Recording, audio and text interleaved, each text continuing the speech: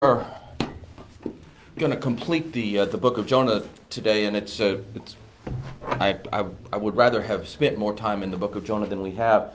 Thank you to Brad for your leadership last week. I very much appreciated that. I was not able to listen to it live, but I was able to follow up on it later, and appreciated your work in it. I want to start in just with some big picture things. Jonah is a prophet that has offered us a narrative is offered to us in a narrative a lot like Esther and a couple of other books of the Bible. That it's a linear narrative, and I think we can easily get lost in linear narratives and think of them as stories rather than histories, and we can find ourselves in the place of linear narratives and remember them in ways that we just remember literature rather than be absorbed and transformed by the content of them. And so I want to be careful as we come back to return to Jonah today, to guard ourselves or arm ourselves against that kind of approach. And so big picture here for a minute. In what I do, there are, from time to time, I have the opportunity to design for hospitality, and that's a great thing for me. I love to design for hospitality, specifically restaurant. And one of the things that I focus on, that I understand about that industry, that is critical in the design for it, is that for a restaurant to survive, it's a kind of a three-pronged stool. The menu, the food, the venue, the location, and the hospitality, how you treat the people who come. And if you do not succeed at those three elements, your restaurant will fail. You can have good food, but a bad venue, and you might get some, but not a whole lot of return. You can have a wonderful place to be, but bad food, and you might, but you won't. You will never survive poor treatment. You will, as a restaurateur, you will never survive poor treatment. And this is the litmus test that I work through with restaurateurs when I go to work with them on a restaurant is how many customers do you have come in your venue per day? And invariably there's a number it's associated, and the answer is zero. If you own a restaurant, you have zero customers. The only thing you have are guests. Everybody that walks through that door has made a willful decision to bring their business to you rather than to one of the other myriad of opportunities they could have gone to. And it has to do with how good your food is. It has to do with how nice your venue is. But you will never survive mistreatment of your guests. But if you do not see them as guests, if all you see them as customers, you will treat them that way. You do not treat anybody that comes to your house for dinner as a customer. You treat everyone that comes to your house for dinner as a guest. And that's the way a restaurateur must approach everybody who walks in his door. They're guests. They're not customers. And that guest in your restaurant will see the difference really, really quickly. You will never survive mistreatment. So a good restaurateur knows that he must serve good food, but he must love people more than he loves food to succeed. And any good restaurateur, that's his hallmark. He loves people more than he loves the food. The food is just the way he communicates. I love you. I appreciate you. I value you. You are a guest. Yeah. I want you to hold on to that kind of idea right now for a moment, because that's what Jonah is faced with. So some big picture stuff. Jonah is a very long preamble to a one-sentence point. And whenever I read Jonah, I have to refresh in my mind or revisit in my mind this first fundamental point. And that is that it's a long preamble to a single sentence, and that sentence is a form of a question, and it's the last verse, the last sentence of the book, the historical account. But Nineveh has more than 120,000 people who cannot tell their right from their left, and many cattle as well. Should I not be concerned about that great city? It ends in a question. It's a question of God. There's no answer. There's no response from Jonah. There's no follow-up. There's nothing that goes beyond that. It's just simply, Jonah, look down upon that city there. There's over 100,000 people down there who are so wrapped up in the world, so deceived by the ways and means of the world, that they don't even know their right from their left. And it just not to be too contemporaneous, but you can look into the leadership of this nation and may see some that you're concerned about whether or not they even know the difference between right and left and the way that they communicate and the decisions that they make. But God is looking down upon Nineveh and specifically Jonah and says, Jonah, don't look at me, look at that for a minute. They don't even know the right from their left. Should I not? Jonah, I'm asking you to tell me what you think I should feel. Now, you're really comfortable with this, Jonah, because that's what you've been telling me ever since you got on that boat to Tarshish, is that you think you can tell me what I should think about people. Specifically, people just like you, Jonah. As shocking as that may be to you, people just like you. People, in this sense, just like you, who are made in my likeness and image. So since you're so comfortable at telling me how I should feel about people that I made in my likeness and image, I want you to tell me now. Do you or do you not think that I should have compassion upon that city of people who are so deceived, so enormously confused that they don't even know their right from their left? Shouldn't I have compassion upon them, Jonah? And that's it. That's the question. If you are not reading Jonah as a highly, highly, highly interpersonal and provocative book, then you have not read Jonah. You've read the words. You've read the narrative, the story. You can walk away talking about whales and giant fish and have lots of questions about how can a man live in the belly of a fish for 3 days. And you can do that, but you will never know what God is communicating through this piece of recorded history in the life of Jonah about himself if you do not see this as a highly provocative question. And the provocative question is to Jonah, but it is to you. I want you to take this personal as God made this personal to Jonah. Johnny. No, I'm sorry. And just let that. Mr. Baxter. Can you think of the person or people that you struggle with the most, that you have the highest degree of unspoken animosity towards, that really rub you the wrong way, that you just don't find compatible, that if in your heart of hearts you may say, these people are doing nothing more than breathing my oxygen? Can you see them the way God sees them? Can you value them the way God values them? Could you offer them a seat at your table as a guest in your house? That's hard.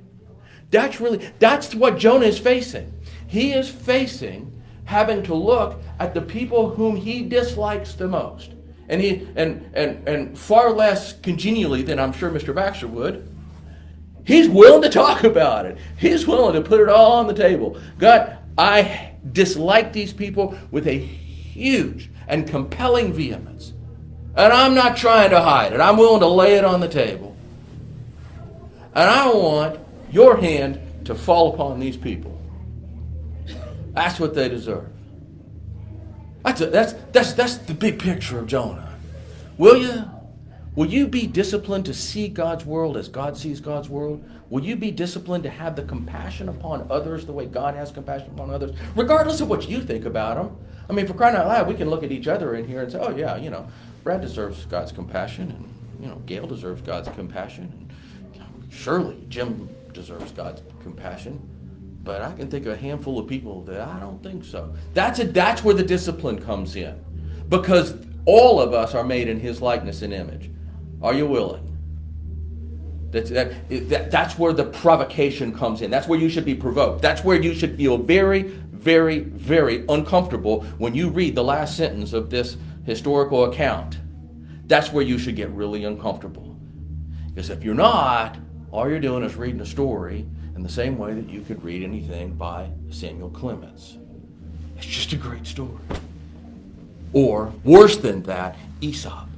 Oh, there's a nice moral of that story. You can learn something on that. You can take that and glean that moral from that story and apply that to your life and just make yourself a more moral person. That's not what it's here for. Jonah's got an issue. Jonah's got a serious issue, and it's an undermining issue, and it is an issue that we also face. And the further you walk in your Christian life, and more so if your vocation is a Christian service calling in ministry, you will face this. And you will face this with such an undermining and subversive degree that most of us don't even see it when it happens. And this is illuminated right here in Jonah's life. And it's illuminated in a way that we may miss. And this is why I want to pull it out on the front end this morning. So if you will, turn to chapter 2. I know we're like 3 and 4, but I had to back up into chapter 2 here for a minute. Turn to chapter 2 for a minute. Jonah's now been swallowed by the great whale. Let me start this way.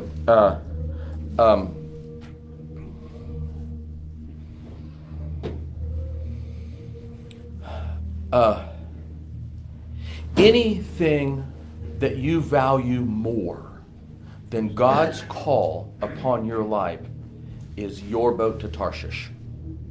Do you understand what I'm saying?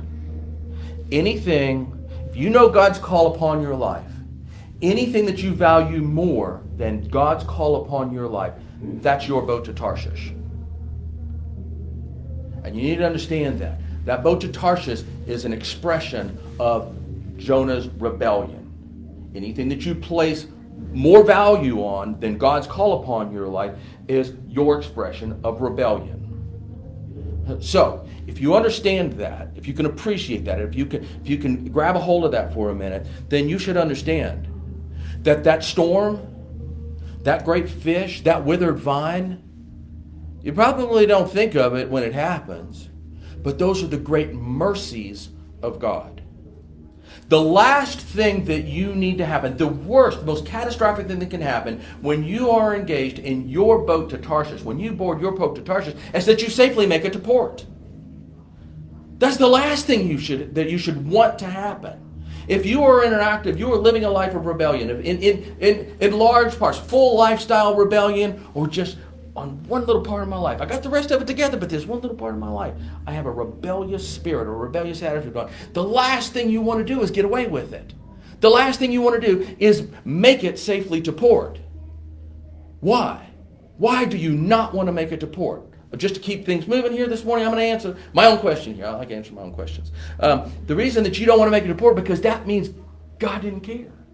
God discarded you. God did not intervene. God did not step into your life and call you to account for that. God is not working in your life to change you from the rebellious spirit that you have into a conforming spirit that He's creating in you.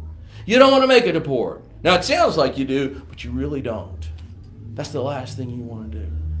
I'm sorry, I get that in because we had to get to what Jonah's real issue is. Here it is. It's in his prayer. Jonah's in the belly of the fish. His life is, by his own definition, ebbing away. He spends 3 days in the fish. We don't know all the things that happen in the fish, but we know at least that there's a prayer that he offers. And he offers this prayer at the point that his life is ebbing away. My assumption is we're pretty close to the end of this 3-day window. Jonah has no idea what's going on. He doesn't know that he's going to be spit out in 3 days. He doesn't know that he's going to be spit out at all. The only thing he knows is he's going to be digested in this belly of this fish unless something else happens. To me, if I'm still 3 days in the belly of a fish, I'm wondering why I'm not digested already. I want to know why I'm still alive. I mean, from Jonah's perspective, I think just pragmatically, Jonah may be asking a similar question. Why am I still alive 3rd day in the fish?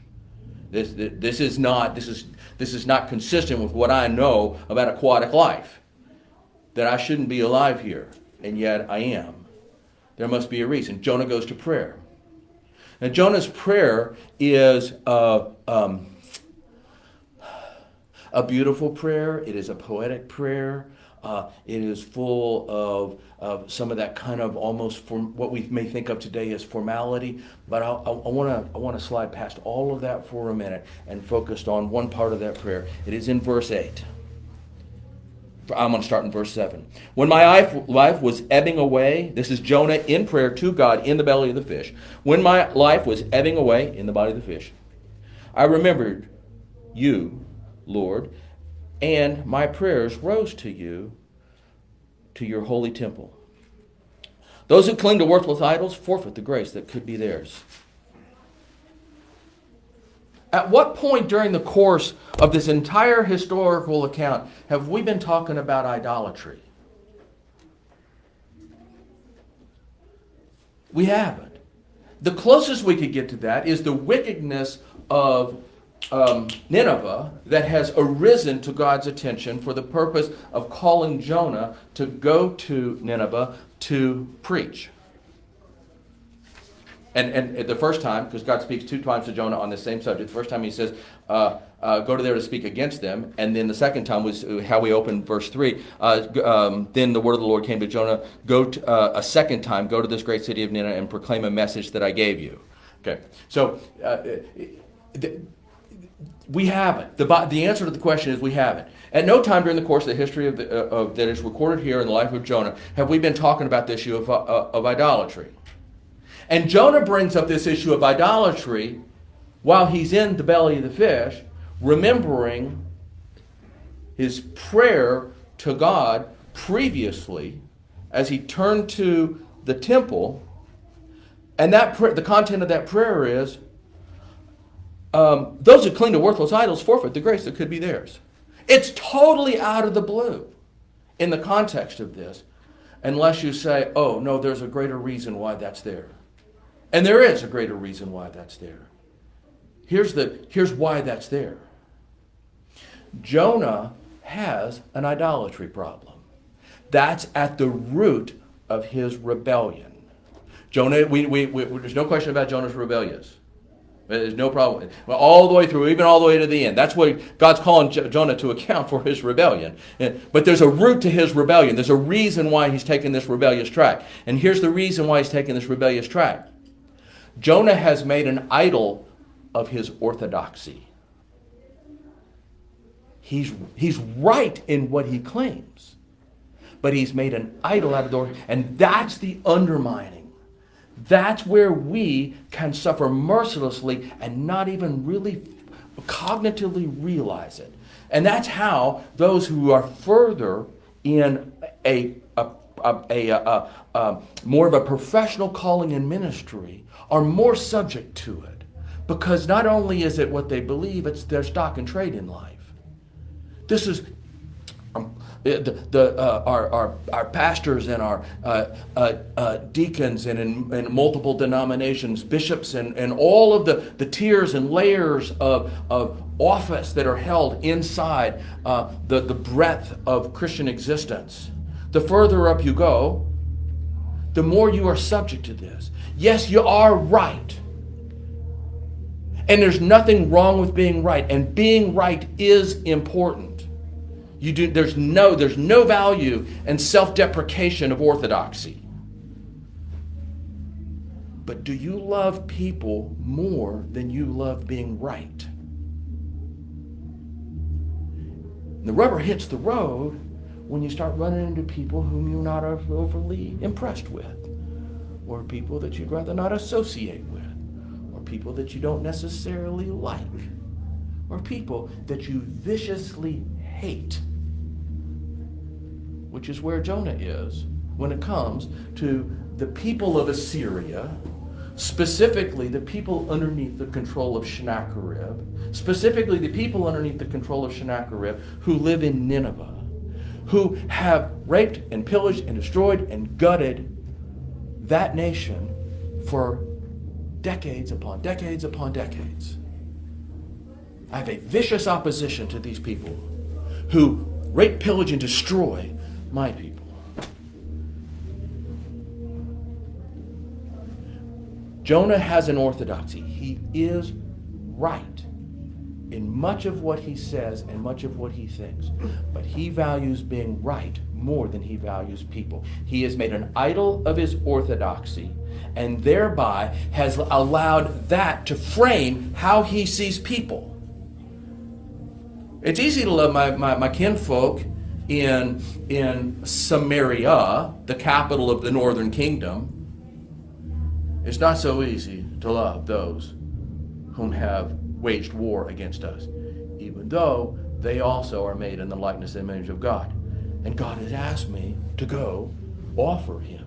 So I'll put this perspective on the table as well. A man of God, Jonah, brings the worship of God to a city in rebellion. And then a man of rebellion goes and sits upon a hill looking at that same city in worship, waiting for God's hand to fall. Upon whom does God's hand fall? It falls on Jonah. There's a reason why this book is not called The Story of the Big Fish, which is what every one of us were taught when we were kids. We all grew up thinking with our little flannel graphs in Sunday school class that this is a story about a big fish. Honestly, it's still taught well up into youth ministry. It's not a story about a big fish. It's a story that's using Jonah to reveal something very critical about God, telling me something that I would never see on my own. And that is, when push comes to shove, Todd, you don't care. And that surfaced in my life in a very vivid way several years ago. Several years ago, I led a high school Bible study with a group of kids that were all marginalized. Every one of these kids came from broken homes and fractured lives, drug addictions in their families, recreational drug use, and experimental lifestyles within these teenage kids. And yet, they would still come.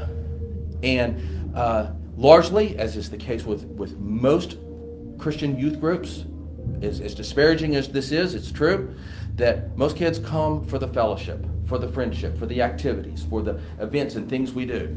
Very few come to hear, to immerse, to worship in a youth setting amongst youth peers, the one true living Creator God.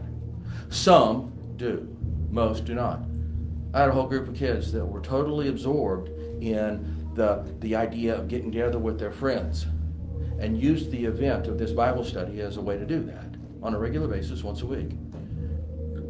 And but knowing that, I still served in this capacity. I still prepared diligently, prayed over these kids diligently, and in time, things continued to deteriorate, where it was becoming more and more difficult to even assemble in a group and focus for even just a short period of time. And I was becoming increasingly frustrated. And then just the wheels came off the bus, and the group disbanded, and I'm thinking, what happened? How did this happen? I know that youth ministry is amongst the hardest environments to serve in, but what happened? And it took me several years after that I really realized what happened. It was epiphanic for me. Todd, you didn't love those kids. You were all excited about being right. You were all excited about teaching my word. You were all excited about studying and preparing and doing what it took to deliver an orthodoxy, but you didn't love those kids. And that's why the wheels came off the bus, because you didn't love them. And that was a stinging indictment for me personally. That hurt. That hurt bad for a while. And I had to draw a whole lot into question in my own life when on one morning when that epiphany hits me that that's who you really are when push comes to shove, Todd. And you're going to have to discipline yourself against that. That was very, very difficult for me. That's where Jonah's at. Jonah, do you even care that there's 100,000 people down there that are walking face up into the forest fire of eternal condemnation? Do you even care about that? That's Jonah's life. So let's look a little more closely at this. For the second time, God comes to Jonah after the fish spews Jonah out on dry land. And contrary to VeggieTales and some of the other depictions of this story, he wasn't spit out in Nineveh. He still had a ways to go. He was spit out on dry land, and then he's got a trek to Nineveh. I don't know what happens between the time he hits the dry ground and the time he hits Nineveh. But the time he gets to Nineveh, though, he sees that Nineveh is a big city. It's going to take 3 days to get through Nineveh. And just so you know what Nineveh is one of the oldest cities. Even of its day, it was one of the oldest cities in existence. I mean, it was established back in the days of Nimrod when later Babylon was established. This is an ancient city, even by Jonah's standards. It's been around a long time. Big city, metropolitan area, considered the capital of Assyria at one time, of the Assyrian Empire. I think Sennacherib made his temporary residence at one time during the course of his reign in Nineveh. So he gets there, and he begins this preaching. Now, he starts preaching on the streets. He starts preaching street preaching. He's talking to basically Joe Ninevite. It's just anybody that will listen. And one of the most remarkable things, this is a question for me when I get to heaven to get some clarity on it, is why do they listen? Why would Joe Ninevite even care to give Jonah the time of day? You know, if you're Joe Ninevite, brother, you got your own body of gods. You don't need a new God. You got your own life. You don't need anybody telling you that the life you live, that is by God's qualification, an evil that has become so vicious that it has risen to his attention. You don't need a foreign guy step into your soap operatic little world in Nineveh telling you that you're wrong. And it sure doesn't need to be an Israeli foreign guy bringing the voice of Yahweh, not your God, to your country, not his country, to speak against your way of life. And then lastly, to tell you, brother, that your city is going down in 40 days in nothing but smoke and ruin if you do not change. Why in the world would you give Jonah any credibility at all? Why do you care? The bottom line is, I'm one of the guys you don't like anyhow. Your whole empire is busy about the business of destroying my nation. If anything, you could be dismissive of me.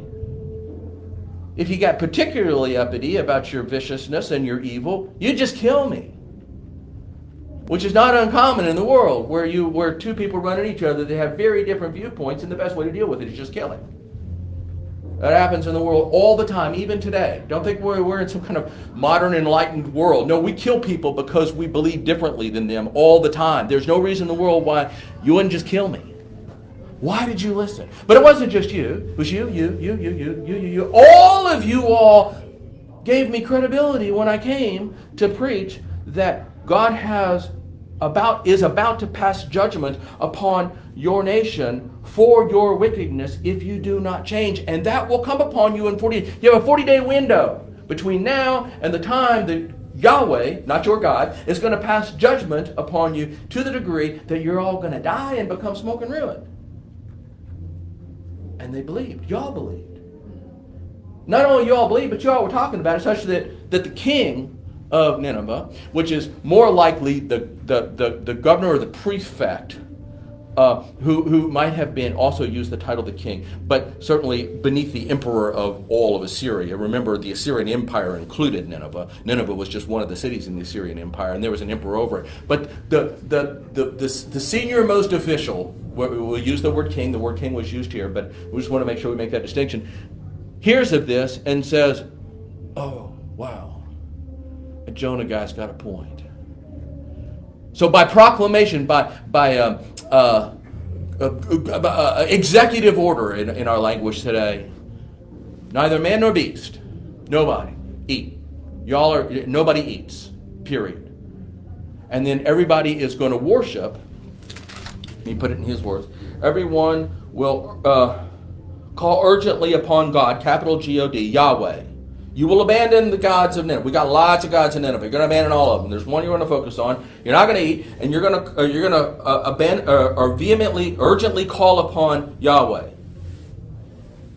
And then you are all going to give up your evil ways and your violence.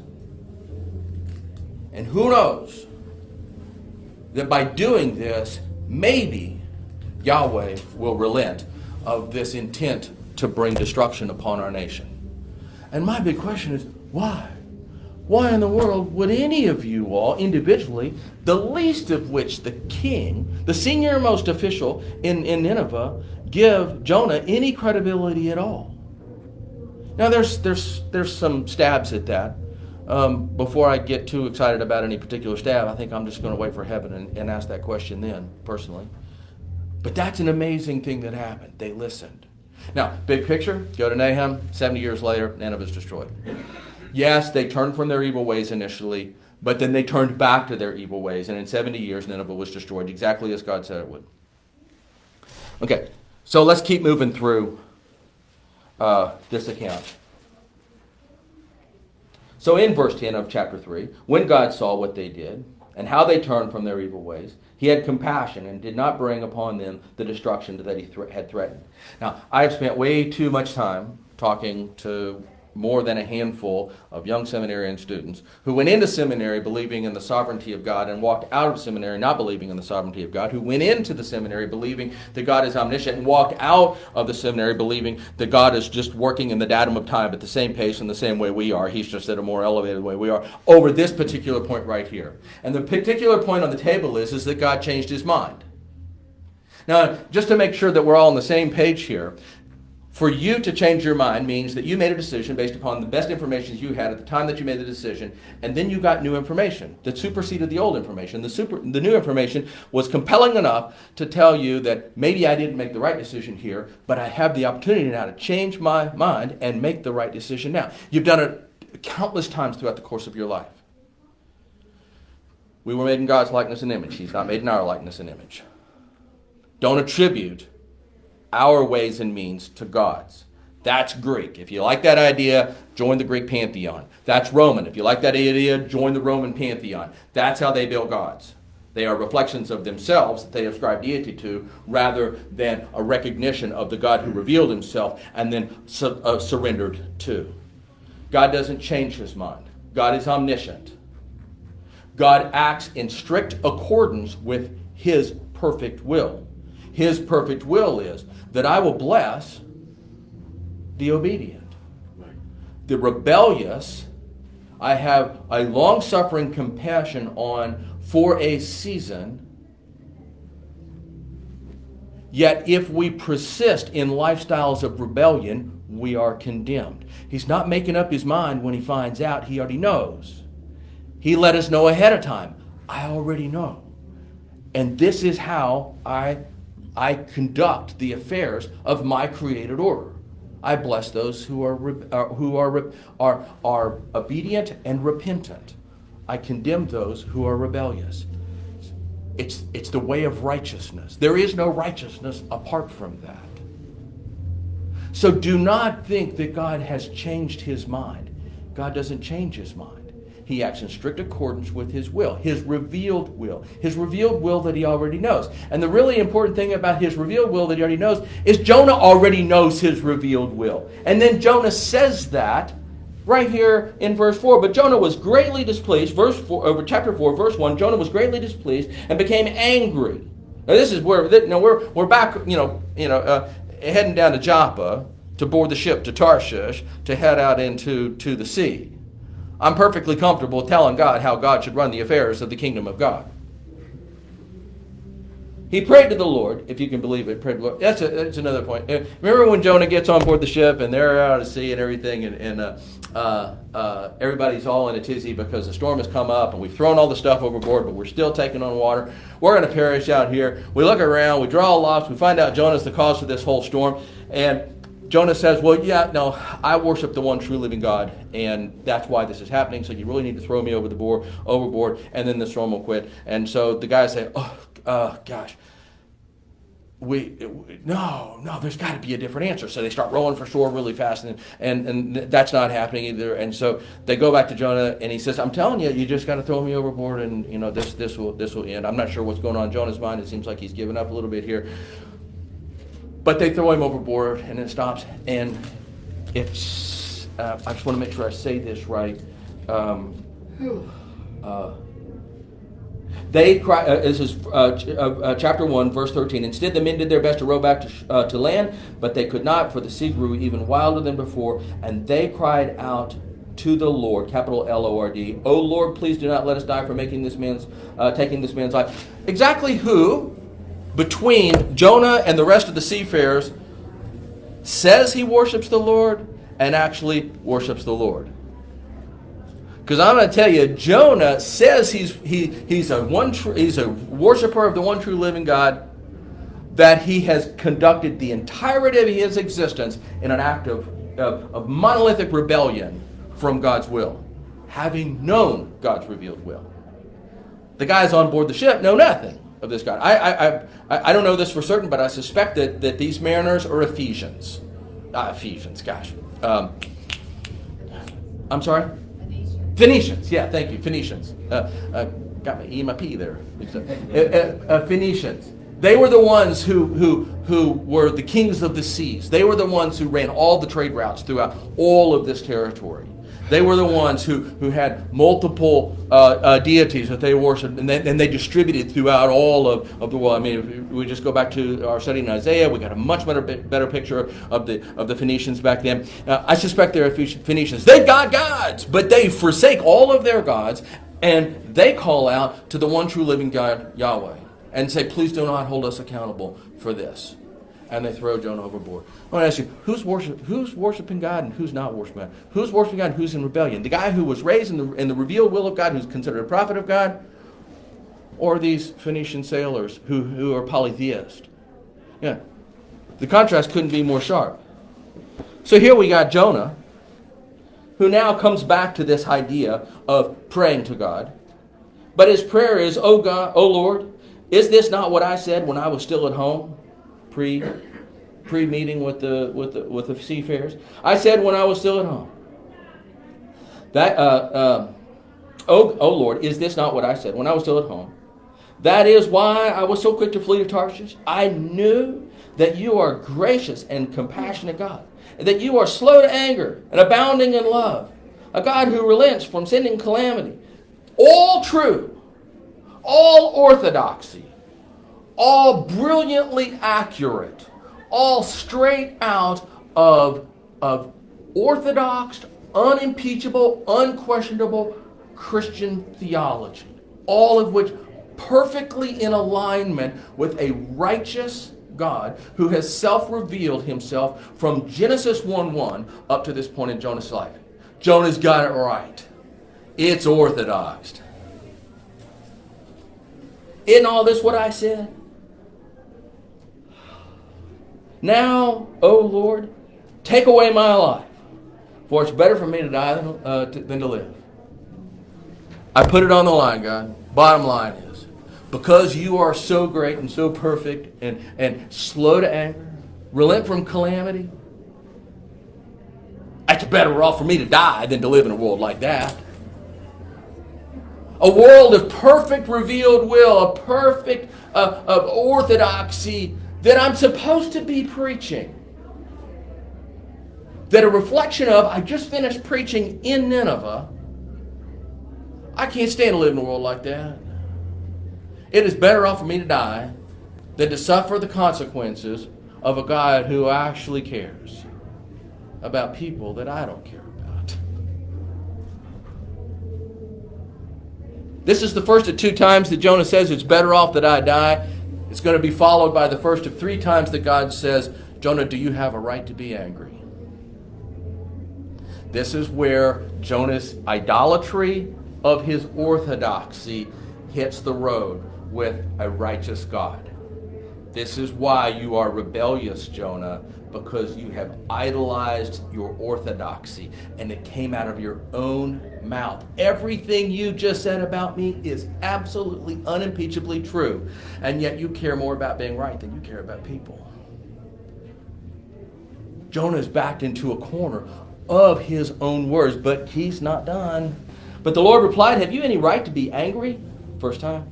Jonah went out and he sat down under a place in the city where he made for himself a shelter. The word shelter there is sukkah. I'm not going to spend a whole lot of time on this, but sukkah is the Hebrew word for booth.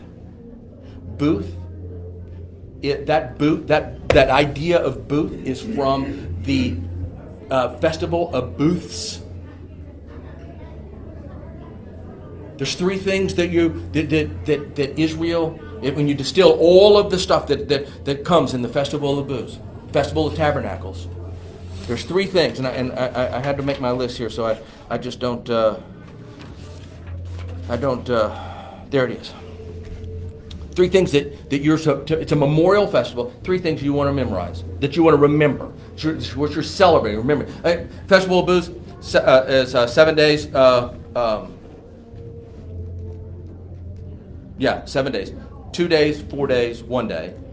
The 4 days in the middle are the 4 days that you actually go out in the wilderness and spend 4 days in this booth, eating your meal, praying. Everything that you do is in this booth.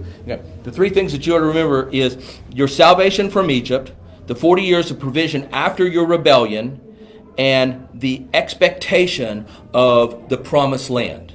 Your salvation, grace, and heaven. Those are the three things that you are to annually remember, annually memorialize, annually refresh yourself, teach your children. Every year at the Festival of Tabernacles, those are the three. Now, there's lots of other things going on. And since then, other things have been layered onto it. That's the three things that you have to fundamentally. So Jonah goes up on this hill, and he looks down over Nineveh, as a man of rebellion, watching a city in worship. Should have been the other way around. At least that's the way it was. That's the way it was intended. But now it's flopped. The man of rebellion is sitting on the hill. The city in worship is awaiting Jonah's judgment, not God's.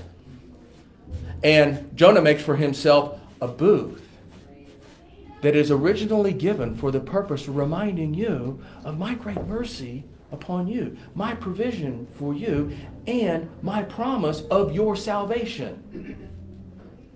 And I focus on that because what God does, Jonah builds the booth and sat in the shade and waited to see what would happen to the city.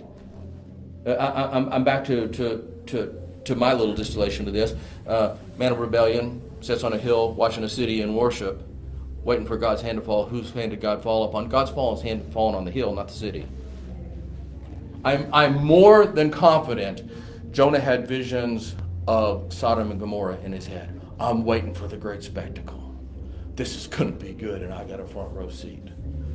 I even made for myself a little socket here to make sure that I'm comfortable in my wait here.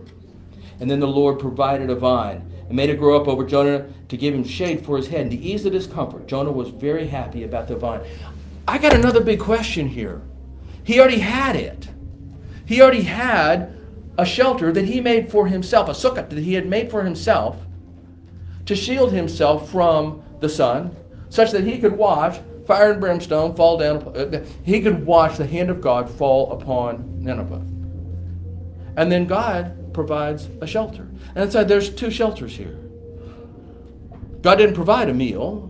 God didn't provide a cool breeze. God didn't provide a raven to bring bread and water in. There's lots of things God could have done and historically had done, but he didn't bring any of that. He did the same thing that he had already done, that Jonah had already done. He provided shelter. And specifically, it is said why the vine grew up. To shade his head, to ease his discomfort, and to make him happy. That's the three things that were given to you by the shelter for which you had already had. Again, I'm not going to spend a whole lot of time on this. We've got to move. Gail started wagging her phone at me. But there are two shelters here. One provided by Jonah, a mockery, and one provided by God, and then God takes that one away. And here's, we got to close. God, when the sun rose, God provided a scorching east wind. The sun blazed, Jonah's head. I mean, God's providing a mercy again. You know, the storm, the fish, the vine, the scorching wind. These are all provided to you as a mercy, such that you do not safely now reach port in your own heart of being comfortable in your rebellion. If you get the parallel between the boat and the vine. But God said to Jonah, do you have a right to be angry about the vine? This is the third time God asked him, do you have a right to be angry? And Jonah says, I do. I am angry enough to die. I'm still chapped about this. This is not going the way I want the kingdom of God to operate. And I would rather die than live in the kingdom of God the way you have composed it. But the Lord said, you have been concerned about this vine, though you did not tend it. If highlight, underline, box, however you do it, the word tend, you didn't tend it. This is where you really get to see what's on God's mind here. If God raises the point to Jonah, you did not tend the vine, which you are now angry about because it has withered, when you were very happy about when I gave it to you, but you didn't tend it. If God raised the point of tending the vine, then it should be worth asking the question, well, if God's raising the point about Jonah not tending the vine, then who tended the vine? God. God tended the vine. Jonah, this is my kingdom, this is not yours. It runs by my rules, not your rules. Where I have mercy, I have mercy. You're my prophet. You're my voice amongst my people. Will you see my people the way I see my people? Will you tend to my creation the way I tend to my creation? Will you conform to my will in your life? And then we get all the way through the preamble to the one sentence point. Jonah's 100,000 people down there that don't know the right from the left. Shall I not have compassion upon them? It's a provoking question. If we've listened carefully, if we've watched carefully, if we've read carefully, if we've walked through this interpersonally, it should provoke you. Will you see the world? Will you see people the way God sees people? Will you value people the way God values people? God's already revealed what he says. Jonah actually acknowledged that he knows it. I knew that you were kind, merciful, long-suffering, compassionate, and that you would relent on calamity. That's your desire. I just don't see it that way. And God's calling him to account for that. We got to close this morning. Any thoughts before we close?